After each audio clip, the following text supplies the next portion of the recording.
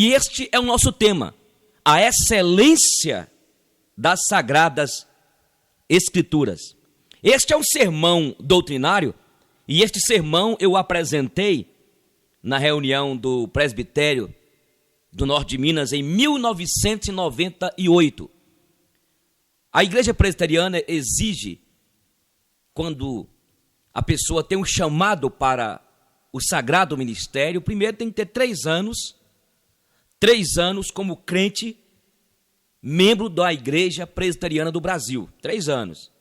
E também tem de ter 1 ano de experiência como evangelista leigo, 1 ano no campo.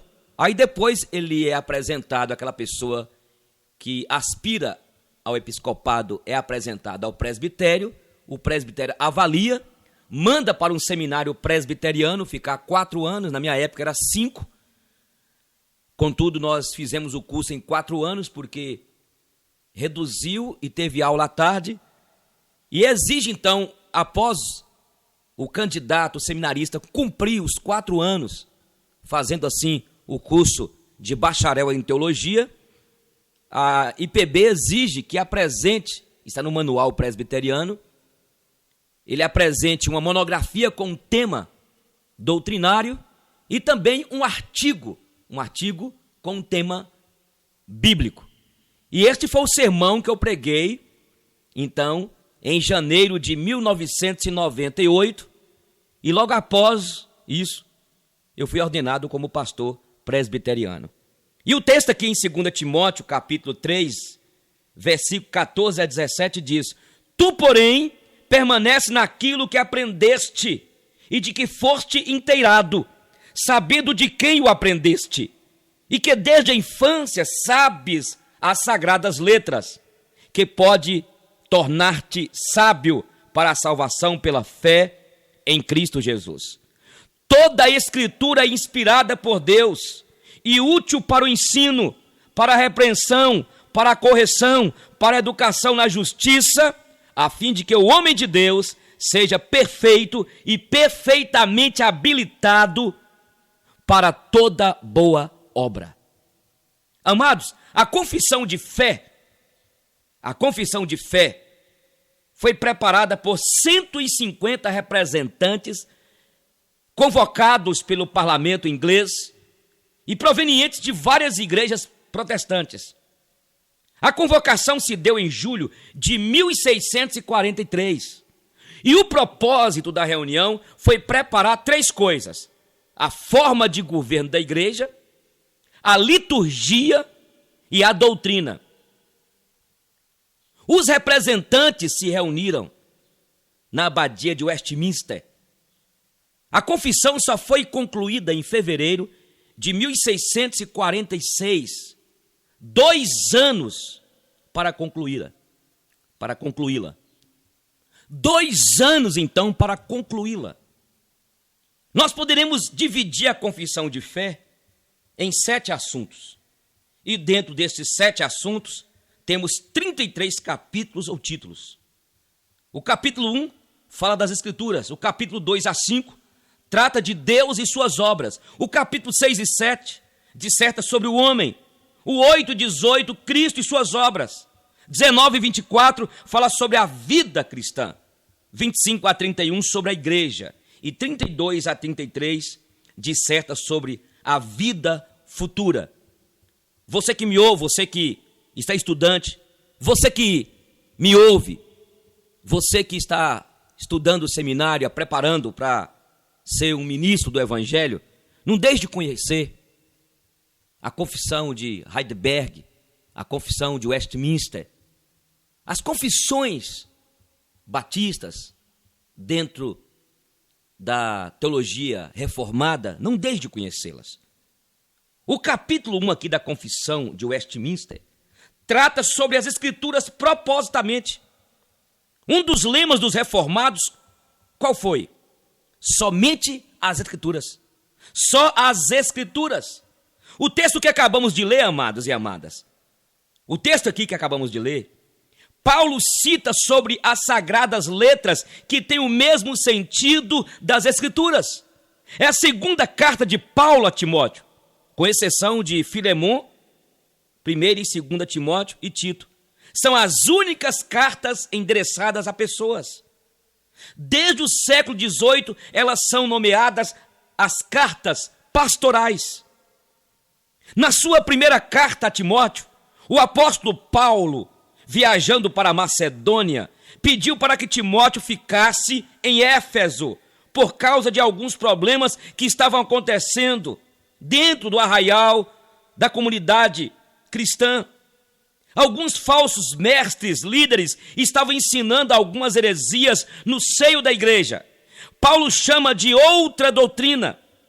E Paulo exorta Timóteo para que se estribasse nas sagradas letras e defendesse a igreja de ser levada por estas falsas doutrinas. Podemos dizer que o que estava sendo ensinada era doutrinas com ingredientes judaico e gnóstico. E Paulo chama estes ensinamentos, meus irmãos, de fábulas, vãs genealogias. Paulo aqui na segunda carta estava preso em Roma. E sabia que sua morte estava para ser selada, e a preocupação de Paulo continuava quanto às heresias que estavam sendo articuladas, ensinadas nos arraiais da igreja. A exortação suprema aqui do apóstolo Paulo era para que Timóteo se firmasse nas sagradas letras.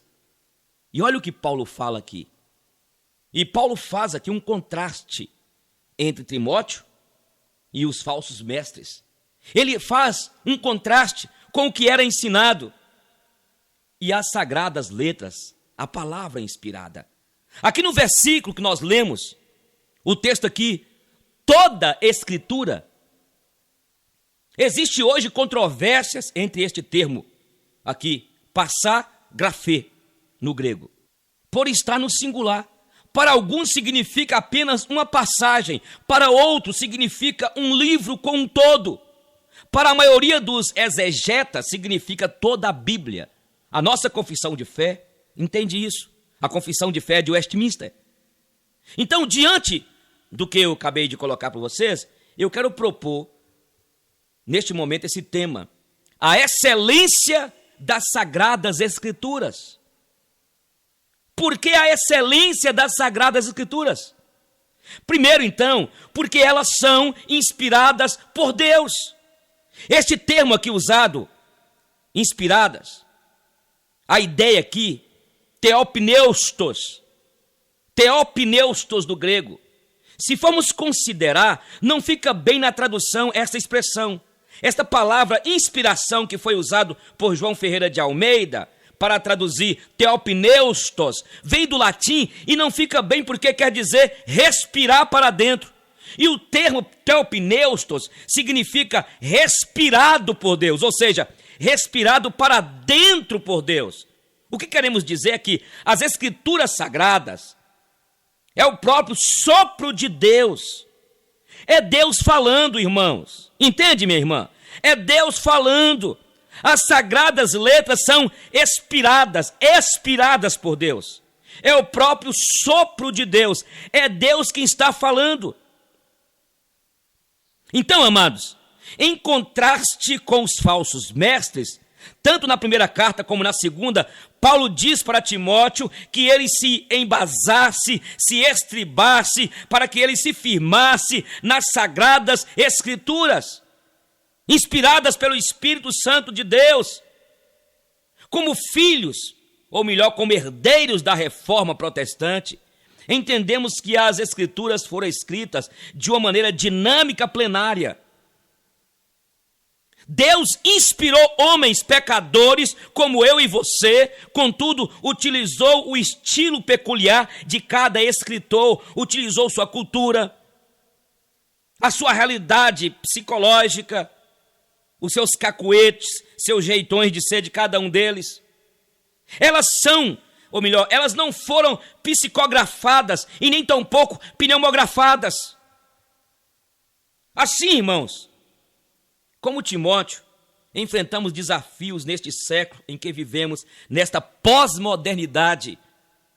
A igreja sempre enfrentou desafios durante a sua história. Eu quero desafiar você para que você estude sobre a patrística. Estes homens que foram usados por Deus dentro da sua limitação. Tiveram seus erros? Tiveram. Como Ambrósio, Irineu, Agostinho. Estes homens, Policarpo, Tertuliano, estes homens que viveram ali na década do 2º, 3º, 4º século, que foram usados por Deus e tiveram os desafios. É verdade que esses homens tiveram suas limitações, como aconteceu com Agostinho. Estes homens tiveram as suas limitações, mas Deus os usou. E Deus levantou sempre homens que, iluminados pelo Espírito Santo, conseguiu livrar a igreja, livrar a comunidade dos salvos das heresias. Hoje nós vivemos numa sociedade que todos os teólogos, escritores, a têm chamado de pós-modernidade. E nesta sociedade, o que caracteriza essa pós-modernidade é o quê? É a emoção. O homem hoje se descobre como um ser que tem suas emoções, que valem, e aí avalia as coisas. Para os irmãos terem uma ideia, a sociedade que nós estamos inseridos nela hoje,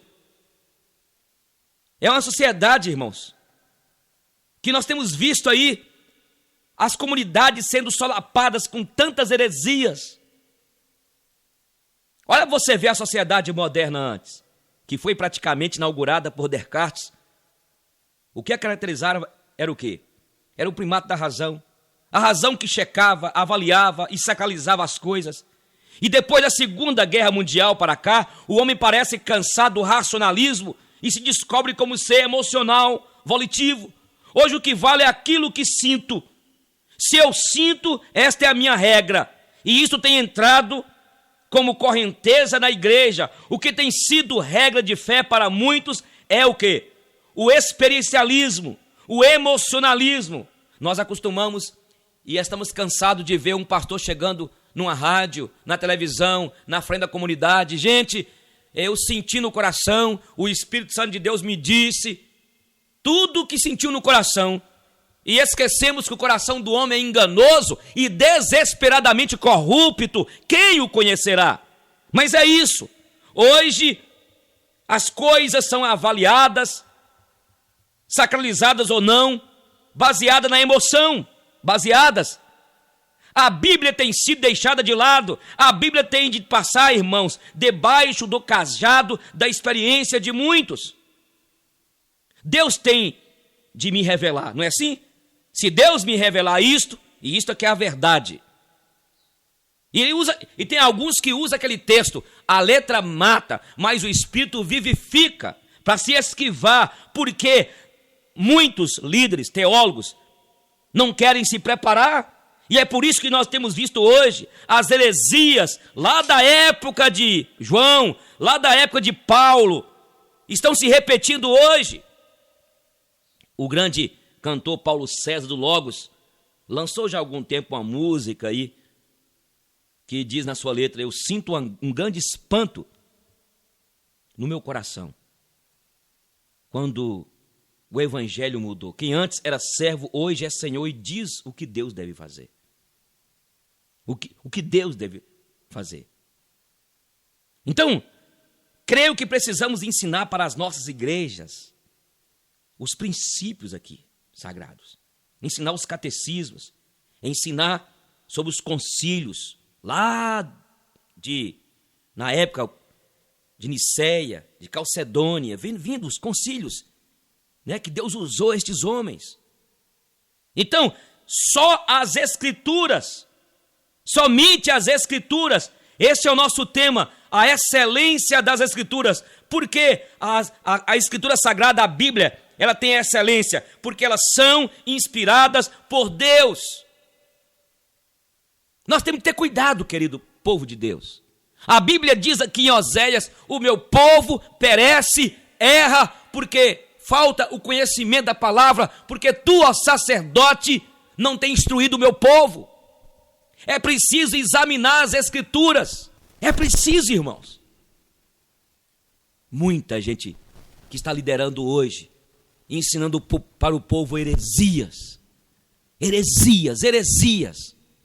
Alguém disse que a Bíblia é a mãe das heresias. Porque na verdade, as pessoas pegam a Bíblia e torcem, não usa a hermenêutica, não fazem uma exegese para entender o que o texto estava dizendo. É preciso, irmãos, entendermos que um texto fora do contexto é pretexto. Quanta heresia sendo ensinada dentro da igreja. Eu fico impressionado, principalmente com os teólogos da prosperidade, aqueles que gostam de pedir muito dinheiro, aqueles que pregam maldição hereditária. Eles conseguem arrumar textos para falar de oferta, para pedir dinheiro. Tira o texto fora do contexto. Isso aí é o mínimo de tantas heresias que têm sido ensinadas. Olha a maldição hereditária, que tem gente me ouvindo aí que continua crendo nela.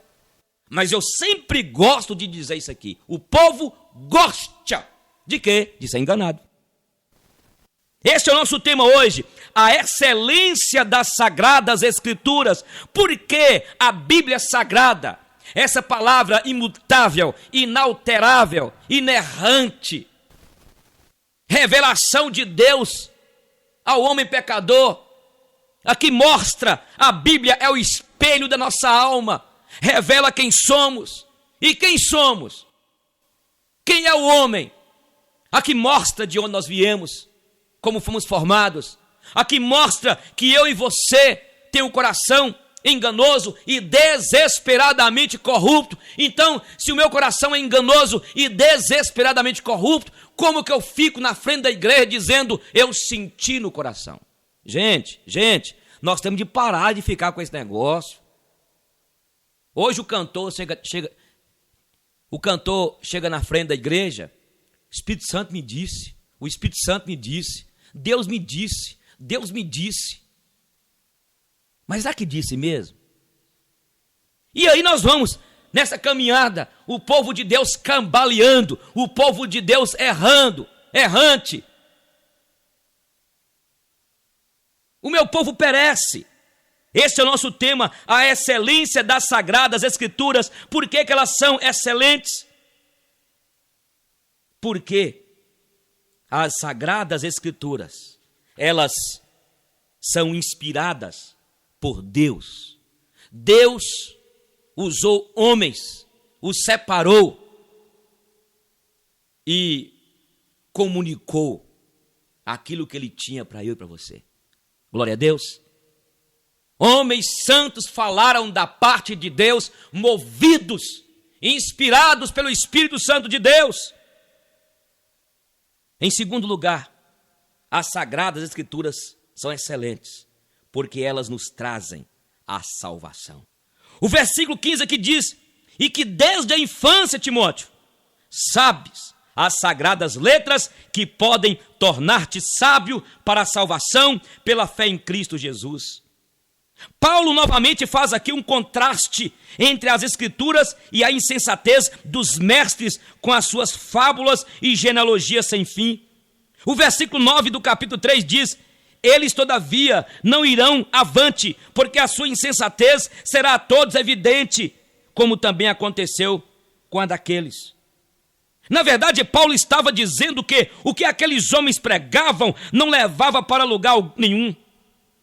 Porque o que eles pregavam não apontavam para a salvação em Cristo Jesus, o Cristo crucificado, o Cristo que morreu, o Cristo que derramou sangue como o Cordeiro Imaculado de Deus. Toda pregação, toda mensagem que não aponta para a cruz, que não aponta para a cruz, não tem valor.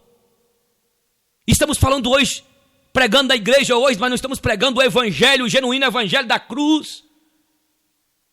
Que precisamos de morrer. Hoje nós estamos vendo as pregações, é só você pode, você consegue, Deus vai te dar vitória, Deus vai te prosperar, você é cabeça e não cauda, você é cabeça e não cauda. Você tem de comer o melhor dessa terra, você tem de comer o melhor dessa terra, você vai prosperar, Deus vai te dar vitória, você vai ser patrão, você vai ganhar, você vai ter o melhor dessa terra. A pregação que nós temos visto hoje, ultimamente, é essa, gente. E esquecemos de pregar o evangelho da cruz, que aponta para a salvação, que traz a salvação. É o evangelho que nos ensina que para você viver, você tem de perder a sua vida. Se você quiser ganhar a vida eterna, você tem de perder neste mundo a sua vida. Mas é fácil hoje, as pessoas estão querendo, na verdade, as bênçãos de Deus, mas não querem compromisso com Deus da bênção, não querem carregar a cruz, não querem abandonar o pecado. Por isso eu quero dizer nesse momento, quando Paulo escreve aqui, e porque as escrituras são excelentes. Por quê? Porque elas trazem a salvação, elas apontam para a cruz de Cristo, para o Calvário. Entende?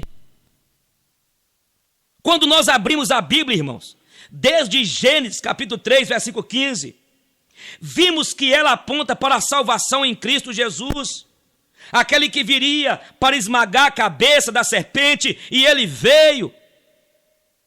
Mostra que só há um meio do homem chegar-se a Deus, é através de Jesus Cristo, o Filho de Deus. Por isso que a Bíblia Sagrada, a excelência das Sagradas Escrituras, porque elas nos trazem a salvação. Existem aí milhares e milhares de livros escritos, e por que não dizer livros que são aclamados como sagrados? Vimos o Alcorão, que é tido como sagrado. Vimos os escritos de Confúcio, que são colocados alguns princípios morais, éticos, para o caráter. E muitos utilizam. Quantos escritos? Vimos os mandamentos de Buda, que são lindos. Vimos que muitas sociedades foram embasadas em pressupostos filosóficos e têm uma boa estrutura. Mas nenhum escrito aponta o caminho para a salvação. E isto porque a salvação é adquirida através da fé em Cristo Jesus. Pela graça sois salvos mediante a fé. Não vem de vós para que ninguém se glorie. Não vem de mandamentos, não vem de sacrifícios. É só a Bíblia, as Sagradas Escrituras, fala do Filho de Deus, o caminho para a vida eterna. A Bíblia fala do Deus Todo-Poderoso que criou o céu e a terra e que se fez homem, se fez carne, morreu numa cruz. Paulo aqui faz uma associação com fé e sagradas letras. Calvino também, o grande reformador, faz nas suas Institutas comparação entre fé e as Escrituras. Ele faz uma comparação do sol com os seus raios. E ele diz que a palavra de Deus é este sol e a fé são os raios, seus raios. Ele diz que a palavra de Deus é este sol e a fé são os raios. E com isto, ele quer mostrar de fato que a fé vem da palavra de Deus. E quando Paulo faz este contraste entre a fé e Cristo e Sagradas Escrituras, é porque ele quer dizer que Cristo é a chave de toda a Escritura. Meus irmãos, as Escrituras não somente são inspiradas por Deus, mas também trazem a salvação. Ela nos mostra quem somos. Ela mostra aqui sobre aquele que foi profetizado desde lá de Gênesis, que viria como cordeiro para morrer numa cruz. Os sacrifícios que existiam no passado, os sacrifícios que existiam desde até os dias que ele viveu, nos mostra, aponta para ele que é o caminho, a verdade e a vida. Ele é o mediador. A Bíblia diz aqui em 1 Timóteo 2,5, porque só há um intermediário, um mediador, só há um só Deus e um só mediador, Cristo Jesus. O Deus que se encarnou, que se fez carne, o Cristo que foi moído pelas nossas transgressões, o Cristo que morreu por nós. Ele é o caminho, a verdade e a vida, e ninguém vai aos céus, ninguém vai a Deus, senão por Ele. A Bíblia diz aqui em Atos capítulo 4, o versículo de número 12, e não há salvação em nenhum outro, porque abaixo do céu não existe nenhum outro nome dado entre os homens, pelo qual importa que sejamos salvos. É somente através de Jesus, e as Escrituras Sagradas, ela tem a sua excelência. Por quê? Porque nos revela, nos fala sobre o Salvador, nos fala de um Deus que amou o mundo de tal maneira. A Bíblia diz aqui em João capítulo 3, versículo 16, que Deus amou o mundo de tal maneira que deu o seu Filho unigênito, para que todo aquele que nele crê não pereça, mas tenha a vida eterna. Essa é a palavra de Deus, irmãos, imutável, inalterável, e aquele que crê tem a vida eterna, é certeza. Entende? É a Bíblia sagrada. E é por isso que eu não me envergonho dessa palavra. Porque não me envergonho do Evangelho, porque é poder de Deus, é poder de Deus, é poder de Deus. Você tem vergonha de carregar a Bíblia? Você tem vergonha de dizer no seu trabalho que você é crente em Cristo? Você tem vergonha de dizer que você teve uma experiência com Jesus, o Filho de Deus, que mudou a sua vida, que transformou a tua vida, tirando você da idolatria, da superstição, do medo, dos vícios? Então, este é o tema nosso, a excelência das Sagradas Escrituras. A excelência das Sagradas Escrituras. Aqui está dizendo: e que desde a infância sabes as sagradas letras que podem tornar-te sábio para a salvação, pela fé em Cristo Jesus, tornar-te sábio. Interessante que quando você converte a Cristo, e isto é graça, você passa a ter sabedoria, não sabedoria humana, mas sabedoria de Deus, tornar-te sábio, sábio, sábio. Glória a Deus por isso. Eu quero fazer uma pergunta para você que me ouve. Você já teve a experiência com esse Cristo? Você já teve a experiência com esse Cristo da cruz?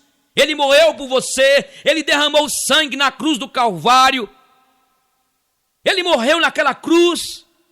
E somente pelo sangue do justo Cordeiro, do imaculado Cordeiro, é que temos a purificação pelos nossos pecados. Mas em terceiro lugar, o nosso tema, a excelência das Sagradas Escrituras. Em terceiro lugar, elas possuem um fim prático. Olha o que diz aqui, o versículo que nós lemos. Aqui diz: toda a Escritura é inspirada por Deus e útil para o ensino, para a repreensão, para a correção, para a educação na justiça, a fim de que o homem de Deus seja perfeito e perfeitamente habilitado para toda boa obra. Paulo aqui, amados, não está pensando aqui numa salvação incrustada na eternidade, lá no porvir, mas Paulo fala algo aqui agora, não é lá, não é no escatom. Paulo diz que a Bíblia não é um jornal celeste para revelar para você o que irá acontecer no futuro, mas ele coloca que a Bíblia está preocupada com o seu viver aqui, agora, é hoje, é crer, recebe. Amados, nós não podemos pensar em eternidade ou salvação e jogá-la tão somente para o escatom, para o futuro, para a escatologia. Paulo diz, além de nos fazer sábio para a salvação, ele nos prepara para o aqui e o agora. O texto aqui diz que ele é útil para o ensino, para a repreensão, para a educação na justiça. Olha o que diz: para o ensino, porque é fonte da doutrina cristã. Para a repreensão, para refutar o erro, para repreender o pecado. Para a correção, para convencer os que estão desorientados, trazendo-os para o caminho. Para a educação na justiça, traz uma educação construtiva na vida cristã, no aqui e no agora. Você entende isso aqui, meu irmão? Interessante notar que tanto as duas cartas de 1 e 2 Timóteo, o apóstolo Paulo exorta o seu filho na fé para que tenha um referencial. Muitas vezes Paulo cita a si mesmo como exemplo, mas ela não descarta a questão da palavra, das Escrituras Sagradas. Uma coisa que a gente observa são as palavras iniciais. Olha o que diz aqui. Tu, porém, isso é interessante, tu, porém. Aqui, ó, no capítulo 3:10 ele diz, tu, porém. No versículo 14 ele repete, tu, porém. Escute, meus irmãos e irmãs, este tu, porém, são expressões enfáticas que contrasta Timóteo com os falsos mestres. Paulo tem esta preocupação de estabelecer um contraste entre Timóteo com os falsos mestres. Isso mesmo. Paulo está dizendo para Timóteo, olha Timóteo, seus princípios são outros, Timóteo. Seus fundamentos, olha, você está fundamentado na palavra de Deus. Entende, Timóteo? Não são iguais, são superiores aos ensinos dos falsos mestres. O versículo 17 aqui ele diz, olha, a fim de que o homem de Deus seja perfeito e perfeitamente habilitado para toda boa obra. Irmãos, quando pregamos aqui, ou falamos sobre este assunto, nós usamos para falar com toda a igreja. Isso não está errado. Mas na mentalidade de Paulo aqui, este homem de Deus era Timóteo. Quando Paulo fala, a fim de que o homem de Deus, ele está pensando primeiramente em Timóteo. Entende? Olha, Timóteo. Olha, Timóteo, a tua fé, seus princípios são outros. Não fica aí apegado a essas genealogias, essas heresias aí não. Eu quero falar com você, meu irmão. Você que é líder, você que é crente. Olha, nós devemos ser como os crentes de Bereia. Vamos examinar. Pastor, o que o senhor está ensinando aí tem base bíblica? Porque, irmãos, nós estamos alicerçados, estribados na Bíblia, irmãos. O que passar aqui, olha, seja amaldiçoado. E você continua acreditando em maldição hereditária. E você continua acreditando nesse positivismo desenfreado. Você continua levando aí e tem essa ideia de palavra rema. Já ouviu falar, né? O povo está com confusão hoje. Essa aqui é a palavra que foi revelada, mas tem a palavra rema, pastor Eugênio. A palavra rema é aquela quando o senhor prega, rema. Não existe isso não, irmãos. O que é isso? Estude melhor. Quando o seu pastor falar na sua igreja lá, é uma palavra rema aqui agora. Pastor, vem cá, me ensina esse negócio aqui. Onde tem base isso aqui, pastor? Entende?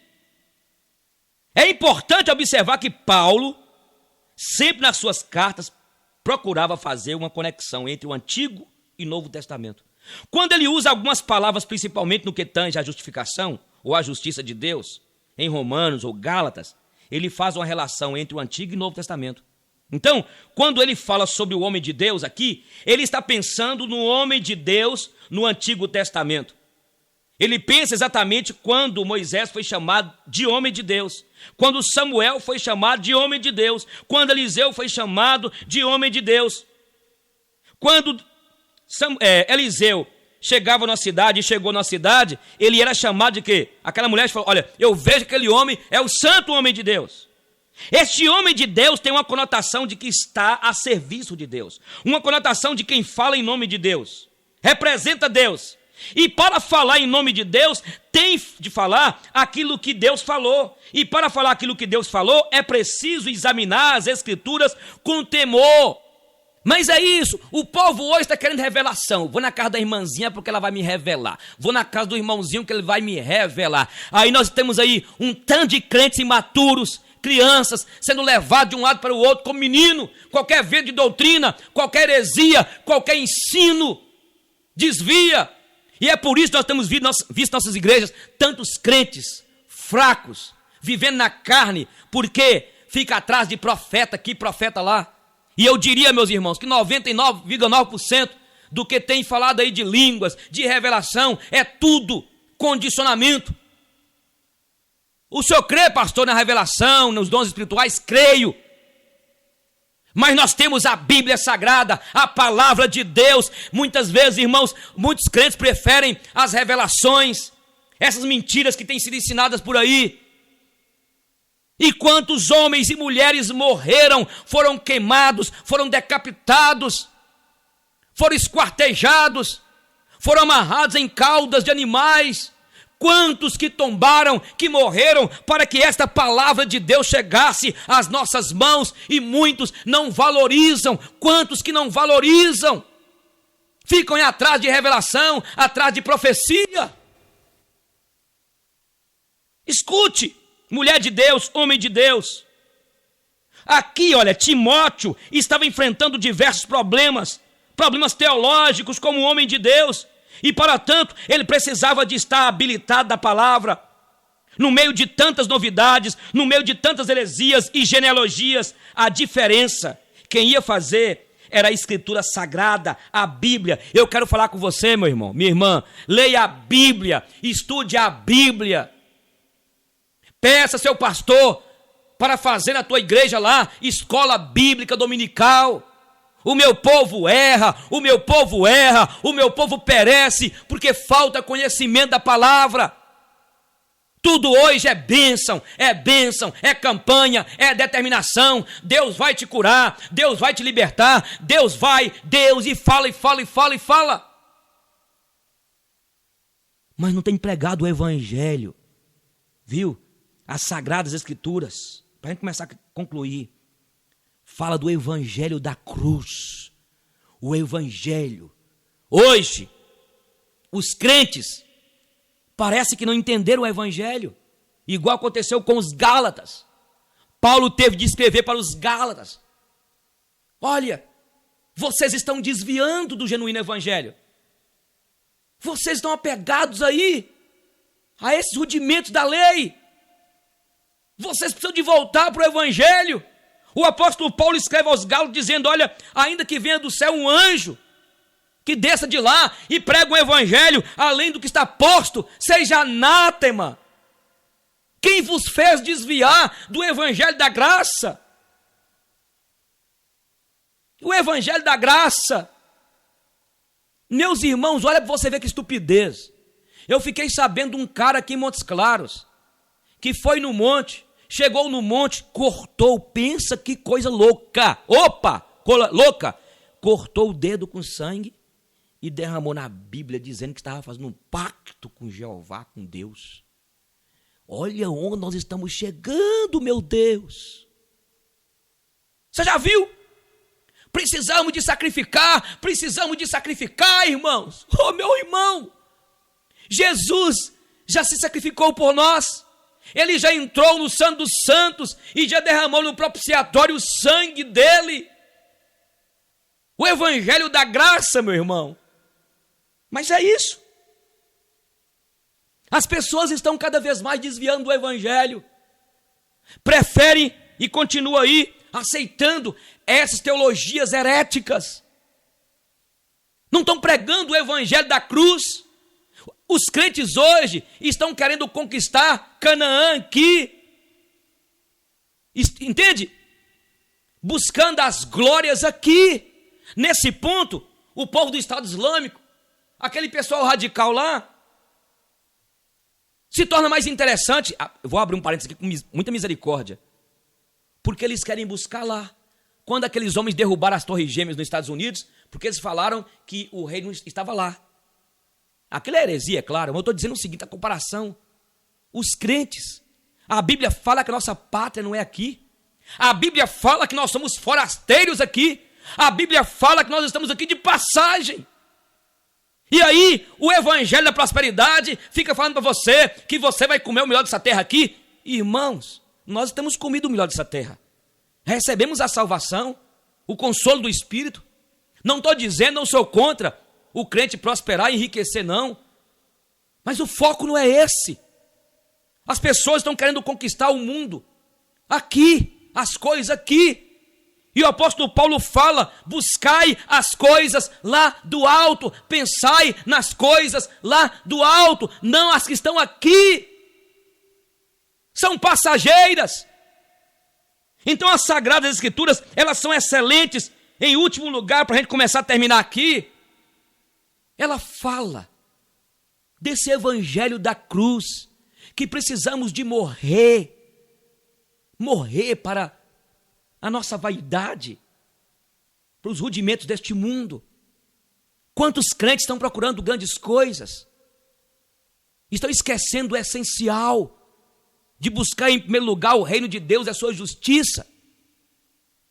Só fica nessa teologia de determinar, de bênção, de vitória, de vitória, de vitória. E quem falou que a enfermidade, o desemprego não é a vitória? E quem falou que o carro que bateu não foi uma estratégia de Deus para nos fazer chegar mais a Ele, porque todas as coisas cooperam para o bem? Estamos ministrando hoje essa mensagem, a excelência das Escrituras Sagradas, das Sagradas Escrituras. E por último, estou falando que ela é excelente, porque ela nos leva e nos ensina sobre a cruz. Aquele que quer vir após mim, a si mesmo se negue, tome a sua cruz e siga-me. Converteu, mas continua enrolado. Converteu, mas continua nas falcatruas. Converteu, mas continua fornicando, prostituindo, adulterando, roubando. A Bíblia diz aqui, o apóstolo Paulo, inspirado pelo Espírito Santo, aqueles que estão em Cristo Jesus crucificaram a sua carne com as suas concupiscências.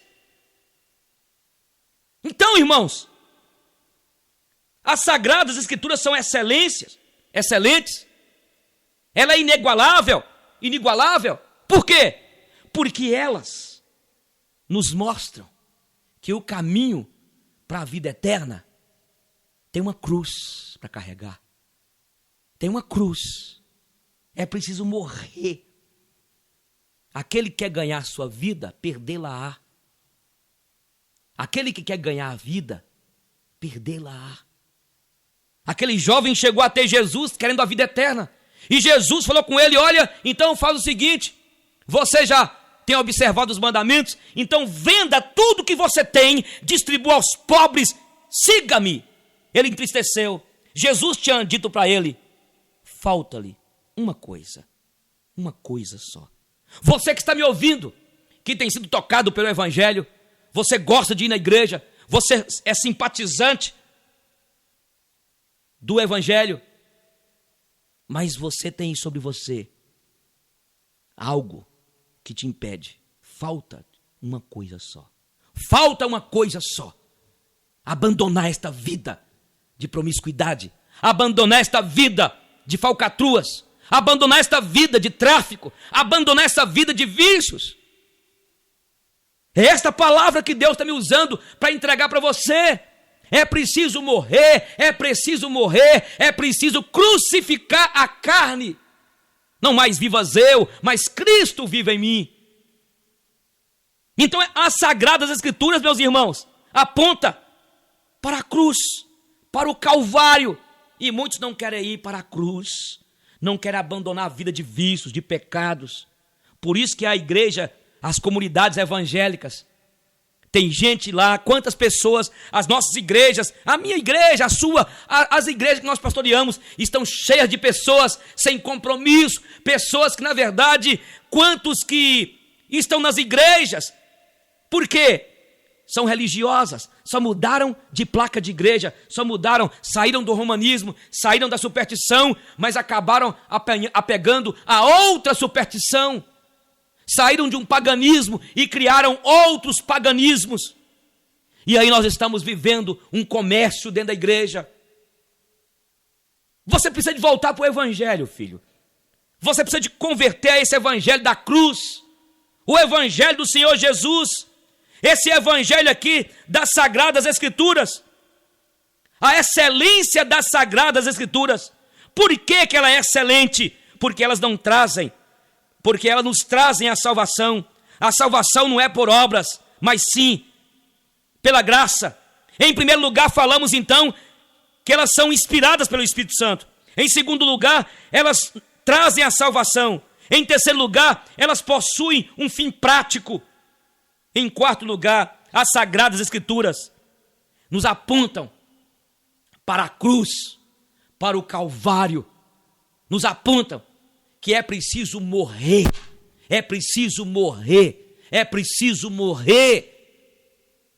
Morrer. Quantos que estão entre nós? Amados, a igreja do Senhor, como nos dias anteriores, enfrentam vários problemas. Os desafios nesta pós-modernidade são grandes. E como pastores vocacionados por Deus, precisamos de ater às sagradas letras. Precisamos mais do que nunca reafirmar em que nós cremos. Creio que impera a necessidade de retornarmos aos credos e confissões. É preciso estudarmos com a igreja os catecismos. Vivemos num tempo de indefinição teológica e doutrinária por causa dos abandonos dos credos e confissões. A sociedade pós-moderna democratizou a verdade, fazendo com que ela fosse propriedade de cada indivíduo, e não a verdade afirmada objetivamente, como está aqui nas sagradas letras. É neste contexto que precisamos proclamar a relevância, a excelência das sagradas escrituras, pois elas são inspiradas por Deus, nos traz a salvação, tem um fim prático, nos aponta para a cruz. Aquele que quiser vir após mim, a si mesmo se nega. Quem não deixar bens, pais, mães, filhos, por amor de mim. E o Senhor Jesus disse: eu não vim trazer paz, mas eu vim trazer divisão entre sogra e genro, entre filho e pai. Porque os inimigos serão da sua própria casa. Quem sabe você que converteu a Jesus e está sendo perseguido, perseguida, porque a sua mãe e o seu pai é idólatra, criado numa religião supersticiosa, idólatra. Mas continue firme, a Bíblia diz que se você perder aqui, você vai ganhar. Se você perder a casa, se você perder aquilo que a sua família não quer te dar porque você se entregou a Jesus, creia em Jesus, não se apegue à placa de igreja, à religião, se apegue ao Cristo da cruz, que morreu por você. Foi Ele que morreu, não foi Maria, não foi Pedro, não foi Paulo, não foi o Papa, não foi pastor algum, foi Ele, o Filho de Deus.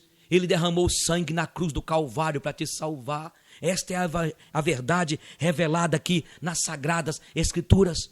Não podemos colocar outro no lugar dele. Ele é o único caminho, Ele é a verdade. Como agir com sabedoria em situações propícias e adversas? Melhor é a boa fama do que o melhor perfume, e o dia da morte do que o dia do nascimento. Melhor ir à casa onde há luto do que ir numa casa onde está acontecendo um grande banquete. Porque onde há luto, lembramos que um dia também iremos morrer, e os vivos nunca devem se esquecer disso. Melhor é a tristeza do que o riso, pois a tristeza faz o rosto ficar abatido, mas torna o coração compreensível. Quem só pensa em divertir é tolo. Quem é sábio pensa também na morte. É melhor ouvir a repreensão de um sábio do que ouvir os elogios de um insensato. Melhor é o fim das coisas do que o seu começo.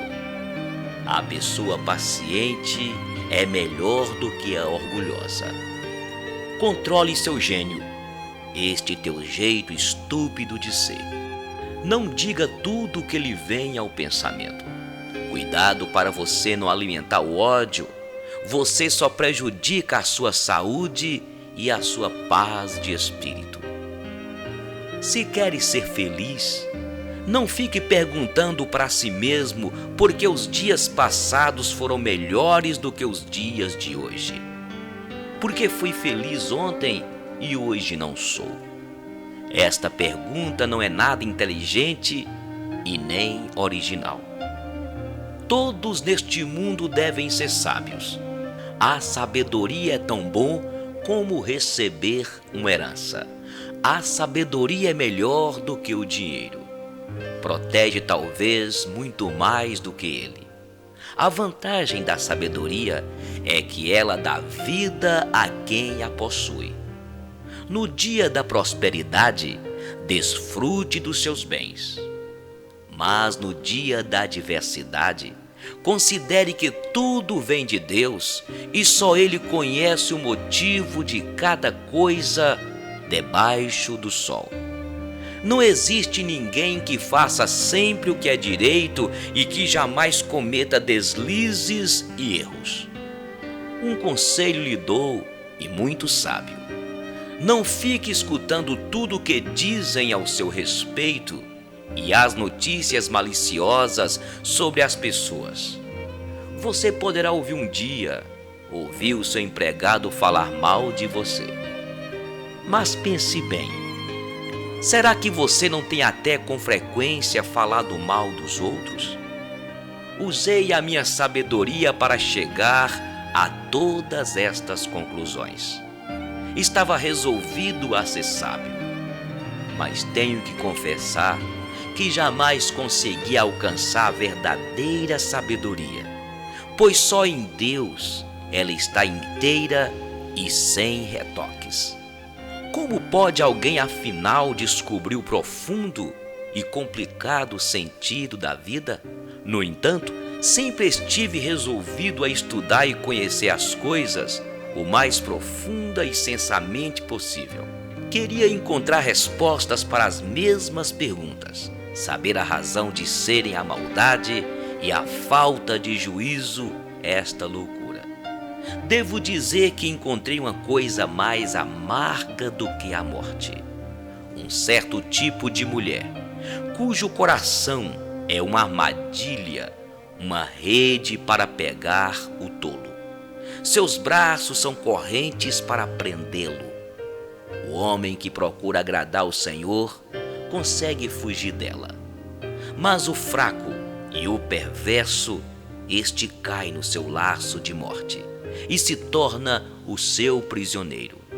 Descobri isso pouco a pouco, quando procurei respostas para as minhas perguntas. Procurei outras respostas, mas não achei nenhuma. Entre 1000 homens encontrei um em quem eu poderia confiar. Tudo o que aprendi se resume nisto: Deus nos fez simples e direito, mas nós complicamos tudo. Somente os sábios sabem explicar as coisas. A sabedoria de uma pessoa brilha no seu rosto e a torna atraente, ainda que desprovida de beleza. Senhor, não permita que eu perca o romantismo, mesmo sabendo que as rosas não falam. Que eu não perca o otimismo, mesmo sabendo que o futuro que nos espera não é assim tão alegre. Que eu não perca a vontade de viver, mesmo sabendo que a vida é em muitos momentos dolorosa. Que eu não perca, Senhor, a vontade de ter grandes amigos, mesmo sabendo que, com as voltas do mundo, eles acabam indo embora de nossas vidas. Que eu não perca a vontade de ajudar as pessoas, mesmo sabendo que muitas delas são incapazes de ver, reconhecer e retribuir esta ajuda. Que eu não perca o equilíbrio, mesmo sabendo que inúmeras forças querem que eu caia.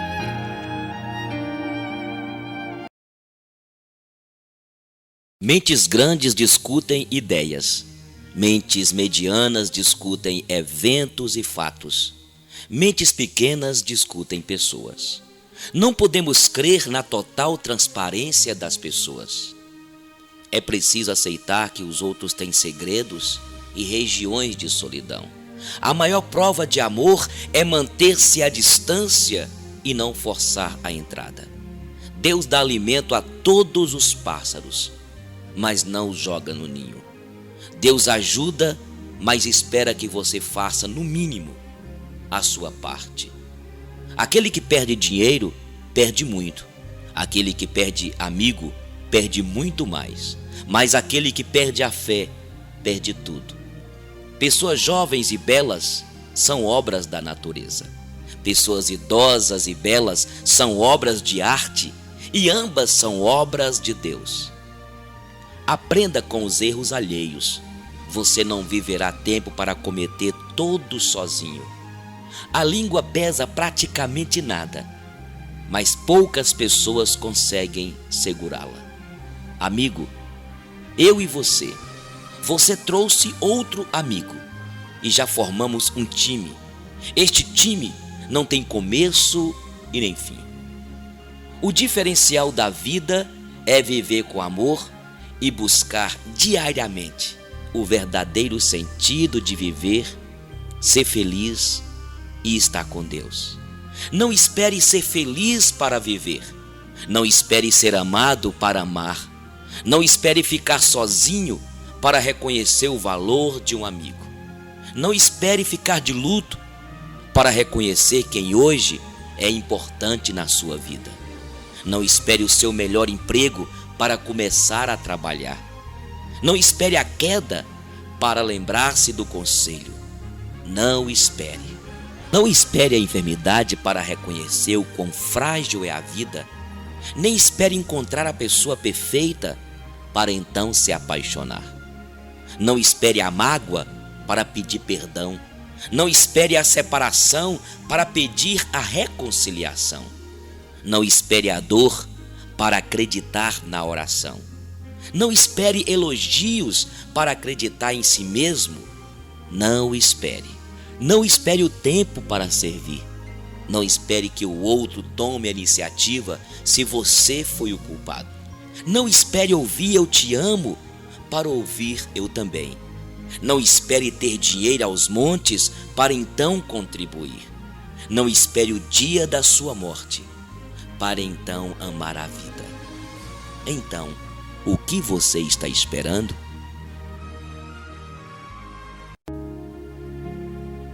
Ao meu querido pai, pai que aos olhos da criança é herói, pai que aos olhos do jovem, vilão, pai que aos olhos do adulto, um amigo, pai que aos olhos do velho é saudade.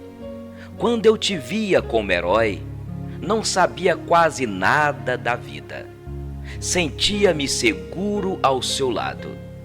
Eu só queria ser seu filho. Quando eu te vi como vilão, pensava que já sabia tudo sobre a vida. Não queria proteção, eu só queria ser herói. Quando eu te vi como amigo, pude me dar conta dos erros cometidos. Foi quando realmente te conheci que entendi o sentido da vida. Quando me dei conta de sua falta, a idade já havia me alcançado. Você já não era mais herói, nem vilão, nem amigo e nem solidão. Você virou soma de tudo aquilo que foi, de tudo aquilo que eu pensei que fosse, a síntese da vida que hoje eu vivo. A minha definição da palavra Pai. Luiz Alves.